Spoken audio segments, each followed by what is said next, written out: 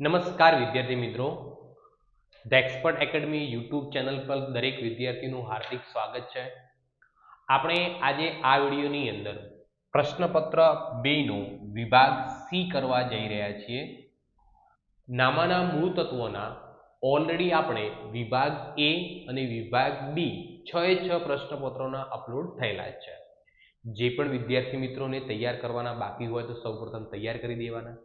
અને બીજી વસ્તુ, જે પણ વિદ્યાર્થી મિત્રો ધ એક્સપર્ટ એકેડમીના વોટ્સઅપ ગ્રુપમાં જોડાવા માંગતા હોય તો નીચે ડિસ્ક્રિપ્શનમાં તેની લિંક આપેલી જ છે. એ ગ્રુપની અંદર આપણે જે પણ ગણતરી કરી રહ્યા છીએ એ ગણતરીનું સોલ્યુશન તમને પીડીએફ દ્વારા પણ મળી જશે. હવે વિભાગ સી ની અંદર આપણે વાત કરીએ તો તમને વિભાગ સી ની અંદર કુલ 4 પ્રશ્નો માંગ્યા મુજબ જવાબ આપવાના હોય છે. એની અંદર 6 પ્રશ્નો પૂછાય છે. 6 માંથી તમારે એટેન્ડ કેટલા કરવાના હોય છે? 4. હવે 4 ની અંદરથી આપણો 31 નંબરનો 31મા નંબરનો જે દાખલો છે એ પહેલા ચેપ્ટરનો છે. એ, બી અને સી એક પેઢીના ભાગીદારો છે. તેઓ 1/4/2023ના રોજ તેમની મૂડી અનુક્રમે 40,000, 30,000 અને 80,000 હતી. વર્ષના અંતે નફાની વેચણી કર્યા પછી માલુમ પડ્યું કે મૂડી પર 12% લેખે વ્યાજ ગણવાનું રહી ગયું છે. ભૂલ સુધારણા નોંધ લખો. અહીંયા હવે 3 ભાગીદારો છે તો અહીંયા આપણે વિગતમાં લખી દઈશું એ, બી અને સી 3 ભાગીદારો. શું ગણવાનું રહી ગયું? તો કે મૂડી પર વ્યાજ કેટલા ટકા? 12%. તો સૌથી પહેલા એ ની મૂડી કેટલી? 40,000.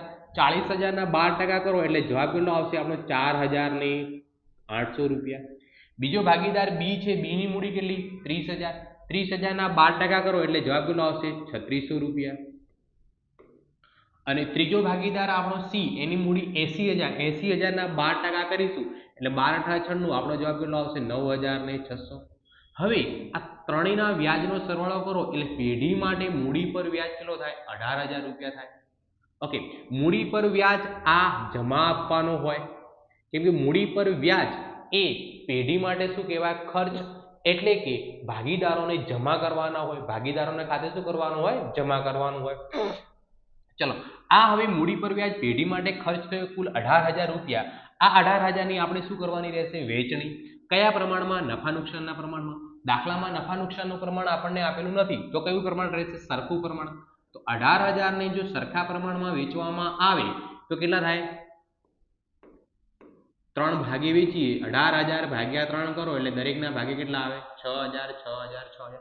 આ ભાગીદારોના મૂડી ખાતે ખર્ચ એમના ખાતે શું કરવાનું હોય? ઉધાર. ચલો,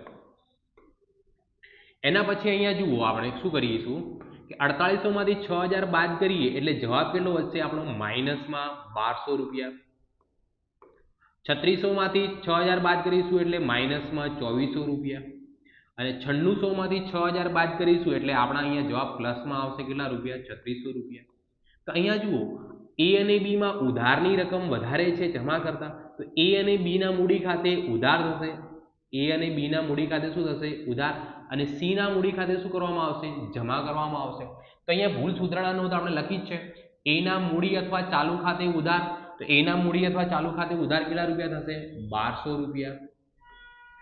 બી ના મૂડી અથવા ચાલુ ખાતે ઉધાર કેટલા થશે? 2,400 રૂપિયા, 2,400. અને તે સી ના મૂડી અથવા ચાલુ ખાતે કેટલા જમા કરવાના છે? 3,600 રૂપિયા. તો અહીંયા કેટલા લખીશું? 3,600 રૂપિયા. ચાલો, નેક્સ્ટ 32મા નંબરનો દાખલો છે. એ ભાગીદારીના પુનર્ગઠનમાંથી પૂછાય છે.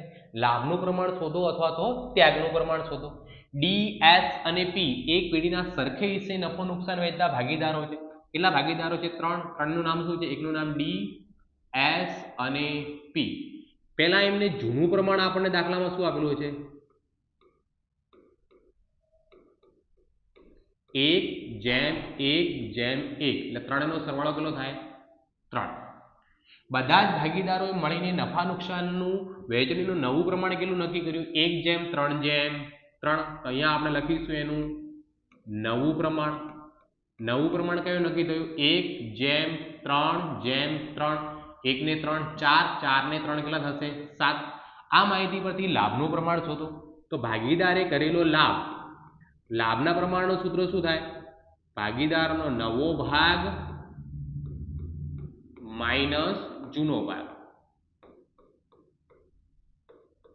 ચલો સૌથી પહેલા ડી ભાગીદાર, તો ડી ને મળતો લાભ એટલે કે ડી ને કેટલો લાભ થાય છે એ આપણે શોધી લઈએ. તો ડી નો નવો ભાગ કેટલો છે 1/7. ડી નો નવા ભાગની અંદર આપણે કેટલા લખીશું 1/7 માઇનસ જૂનો ભાગ કેટલો છે એનો 1/3. તો બાદબાકી કરવા માટે લસા કેટલો આવશે અહીંયા 21. આને 3 વડે ગુણીશું અને 7 વડે 3 - 7 બરાબર -4/21. લાભના સૂત્રનો ઉપયોગ કર્યો, જવાબ માઇનસમાં આવ્યો, તેનો મતલબ એને શું કર્યું હશે ત્યાગ કર્યો હશે. બીજો ભાગીદાર કોણ છે એસ, તો અહીંયા લખીશું આપણે એસ નો લાભ. એસ નો લાભ બરાબર એસ નો નવો ભાગ કેટલો છે 3/7 માઇનસ જૂનો ભાગ કેટલો છે એનો 1/3. લસા કેટલો આવશે અહીંયા 21. આને 3 વડે ગુણીશ તો 3 તરી કેટલા થશે 9. આ 7 વડે ગુણાશે એટલે 1 × 7 કેટલા થશે 7. એટલે 9 માંથી 7 જશે એટલે 2/21. તો આને શું થયો કહેવાય લાભ થયો કહેવાશે. ત્રીજો ભાગીદાર કોણ છે પી, તો અહીંયા લખીશું પી નો લાભ. તો પી નો નવો ભાગ આપણને દાખલામાં કેટલો આપેલો છે 3/7. જૂનો ભાગ કેટલો છે એનો 1/3. અહીંયા લસા કેટલો આવશે 21. આને 3 વડે ગુણવા પડશે 3 તરી 9 માઇનસ આને 7 વડે તો 7 × 7 બરાબર જવાબ કેટલો આવશે 2/21. જવાબ પ્લસમાં આવ્યો તો શું કહેવાશે એને લાભ કહેવાશે. જેટલો જવાબ માઇનસમાં આવે એટલો જ પ્લસમાં આવવો જોઈએ તો જ આપણે ગણતરી સાચી ગણાય. ઓકે ચલો નેક્સ્ટ દાખલા તરફ જઈએ. નેક્સ્ટ દાખલા એટલે કે નેક્સ્ટ આપણો પ્રશ્ન વિસર્જનની અંદરથી પૂછાય છે અને વિસર્જનની અંદરથી 3 ગુણની થિયરી પણ પૂછાતી હોય છે. આની અંદર છે ટૂંક નોંધ લખો, માલ મિલકત નિકાલ ખાતું ની ટૂંક નોંધ લખવાની છે. તો આપણે જુઓ માલ મિલકત નિકાલ ખાતાની ટૂંક નોંધ અહીંયા લખેલી છે, હું તમને સમજાવી દઉં કે પેઢીના વિસર્જન સમયે પેઢીની મિલકતો અને દેવાની નિકાલની હિસાબી અસરો આપવા માટે તૈયાર કરવામાં આવતું ખાતું એટલે કયું ખાતું કહેવાય માલ મિલકત નિકાલ ખાતું. માલ મિલકત નિકાલ ખાતાને સંપાદન ખાતા તરીકે પણ ઓળખવામાં આવે છે. ભાગીદારી પેઢીના વિસર્જન સમયે રોકડ અને બેંક ખાતા સિવાયની મિલકતો અને દેવાના ખાતા બંધ કરી માલ મિલકત નિકાલ ખાતે તેની ચોપડે કિંમતે લઈ જવામાં આવે છે. જ્યારે મિલકતો વેચી દેવામાં આવે ત્યારે મિલકતોની ઉપજની રકમ રોકડ ખાતે ઉધારીને માલ મિલકત નિકાલ ખાતે જમા કરવામાં આવે છે. દેવાની ચૂકવણીની રકમ માલ મિલકત નિકાલ ખાતે ઉધારી અને રોકડ ખાતે જમા કરવામાં આવે છે. માલ મિલકત ખાતામાં આવતો તફાવત માલ મિલકત નિકાલ ખાતાનો નફો કે નુકસાન હશે, જેને ભાગીદારો વચ્ચે તેમના નફા નુકસાનના પ્રમાણમાં ફાળવી આપવામાં આવશે. નફો તેમના મૂડી ખાતે જમા થાય છે અને નુકસાન તેમના મૂડી ખાતે ઉધાર કરવામાં આવશે. છેલ્લો માલ મિલકત નિકાલ ખાતાની નફા કે નુકસાનની વેચણી ભાગીદારો વચ્ચે થાય છે, તેથી તે ઉપજ ખર્ચના ખાતાનો એક પ્રકાર ગણાય છે. તમને એમસીક્યુમાં પૂછી શકે છે કે માલ મિલકત નિકાલ ખાતું કયા પ્રકારનું ખાતું છે, તો ઉપજ ખર્ચ ખાતું છે, અથવા તો માલ મિલકત નિકાલ ખાતાને બીજા કયા નામે ઓળખવામાં આવે છે, તો કે સંપાદન ખાતા તરીકે ઓળખવામાં આવે છે. ચલો નેક્સ્ટ જે રકમ છે 34મા નંબરનો પ્રશ્ન એ પણ ભાગીદારી પેઢીનું વિસર્જન એટલે કે ચેપ્ટર નંબર 7 માંથી જ પૂછાય છે કે નીચેના વ્યવહારોની પેઢીના વિસર્જનના સંજોગોમાં થતી આમ નોંધ લખો. ભાગીદારી પેઢીના આવકવેરાની જવાબદારી 35,000 ચૂકવવાની થઈ જે ચોપડે નોંધેલ નથી. ચોપડે નોંધેલ નથી એટલે આપણે ખાલી ચૂકવવાની છે તો એક જ નોંધ કરવામાં આવશે. શું એમનો થશે એની માલ મિલકત નિકાલ ખાતે ઉધાર પૈસા જાય છે તે રોકડ અથવા બેંક ખાતે કેટલી રકમ છે 35,000. અહીંયા 35,000 રૂપિયા ઉધાર કરશું અને 35,000 રૂપિયા એના ખાતે શું કરવામાં આવશે જમા કરવામાં આવશે. બીજા નંબરની આમ નોંધમાં વિસર્જન સમયે નહીં નોંધાયેલ યંત્રના 25,000 રૂપિયા ઉપજ્યા એટલે પૈસા મળ્યા, પણ આ યંત્ર પાકા સરવૈયામાં નોંધેલ નથી. જુઓ શું લખ્યું નહીં નોંધાયેલ, તો ખાતું બંધ કરવાની એન્ટ્રી થશે નહીં. ડાયરેક્ટ આપણને પૈસા મળે છે તો રોકડ અથવા બેંક ખાતે ઉધાર તે માલ મિલકત નિકાલ ખાતે કેટલા રૂપિયા લખવામાં આવશે 25,000 and 25,000 25,000 અને 25,000. એના પછી એક ભાગીદારે તેના શ્રીમતીજીની પેઢીને આપેલ લોનના 40,000 ચૂકવવાનું સ્વીકારે છે. તો સૌથી પહેલા શ્રીમતીજીની લોન એ પેઢી માટે દેવું કહેવાય, એટલે પાકા સરવૈયામાં મૂડી દેવા બાજુ લખેલું હોય એ ખાતું બંધ કરીને આપણે માલ મિલકત નિકાલ ખાતે લઈ જવું પડે. તો આની અંદર બે આમ નોંધ થશે. પહેલો માલ મિલકત પાકા સરવૈયામાંથી માલ મિલકત નિકાલ ખાતે લઈ જવાની આમ નોંધ. શ્રીમતીજીની લોન ખાતે ઉધાર તે માલ મિલકત નિકાલ ખાતે રકમ કેટલી છે 40,000. ઉધાર બી 40,000 થશે અને જમા બી 40,000 થશે. આની ચૂકવણી કરો એટલે બીજી એન્ટ્રી, પણ આની ચૂકવણી આપણે નથી કરતા, એનો હવાલો કોણ લઈ લેશે ભાગીદાર લઈ છે. તો એનો માલ મિલકત નિકાલ ખાતે ઉધાર તે ભાગીદારના મૂડી અથવા ચાલી ખાતે કેટલા રૂપિયા લખવામાં આવશે અહીંયા 40,000 અને 40,000 40,000 એન્ડ 40,000.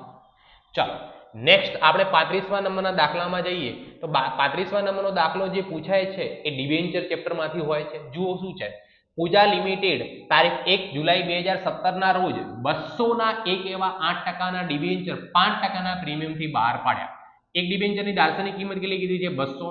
કેટલા ટકાના પ્રીમિયમથી બહાર પાડ્યા છે 5%ના પ્રીમિયમથી બહાર પાડ્યા.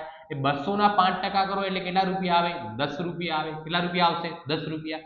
તો સૌથી પહેલા પૈસા મળે એટલે બેંક ખાતે ઉધાર. કેટલા ડિબેન્ચર છે 10,000.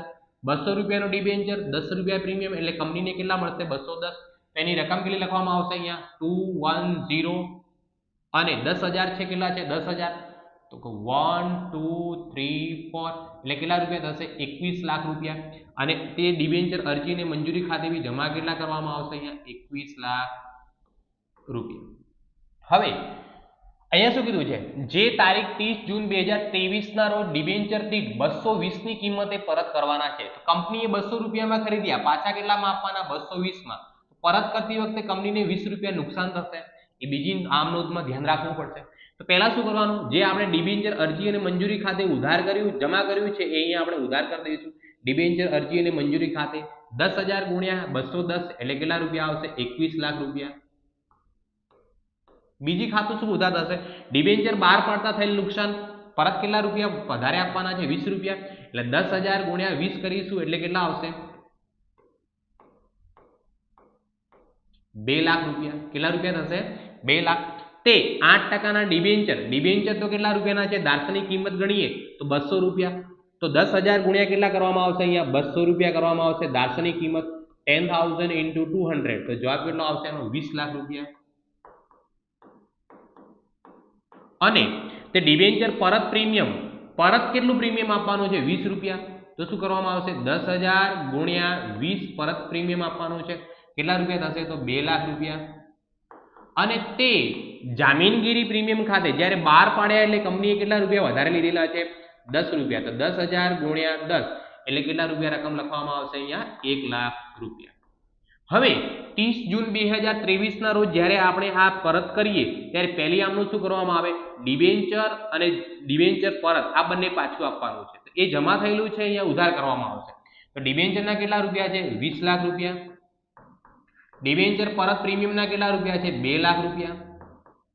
એટલે કુલ કેટલા પરત જશે 22 લાખ રૂપિયા 22 લાખ રૂપીસ.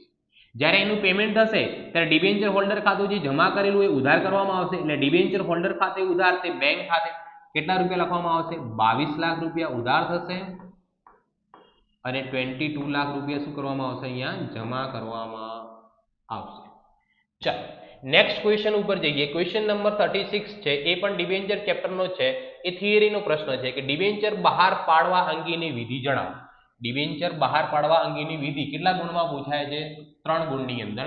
તો ડિબેન્ચર બહાર પાડવાની વિધિ અને તે અંગેના કંપની ધારાની જોગવાઈઓ નીચે મુજબ છે.